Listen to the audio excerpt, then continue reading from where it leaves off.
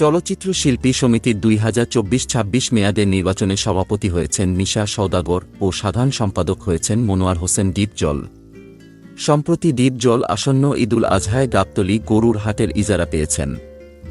যেসব অসহায় ও দুস্থ শিল্পী রয়েছেন যারা কাজ করতে আগ্রহী তাদেরকে ডিপজলের গাবতলী গরুর হাটে চাকরি দেওয়া হবে বলে জানিয়েছেন মিশা সওদাগর। মিশা বলেন, ডিপজল ভাই এবার গাবতলীর হাট ইজারা নিয়েছে। ভাইকে আমি বলেছি আমার কিছু রয়েছে যাদের কাজ লাগবে।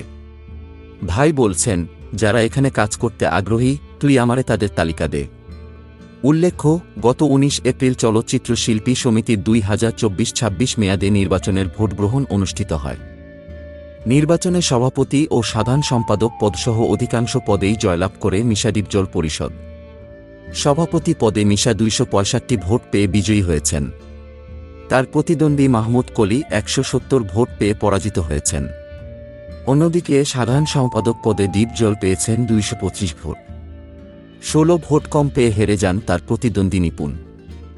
তিনি পেয়েছেন 209 ভোট। এরপর সবার আগে নতুন কমিটির সভাপতি ও সাধারণ সম্পাদককে ফুলের মালা গলায় দিয়ে অভিনন্দন জানিয়েছিলেন পরাজিত সাধারণ সম্পাদক প্রার্থী নিপুণ। কিন্তু এর 25 দিন পরে হাইকোর্টে রিট করেন এই চিত্রনায়িকা। সেই রিটের প্রেক্ষিতে ডিপজলের পদে বসা 6 মাসের জন্য আটকে গেছে।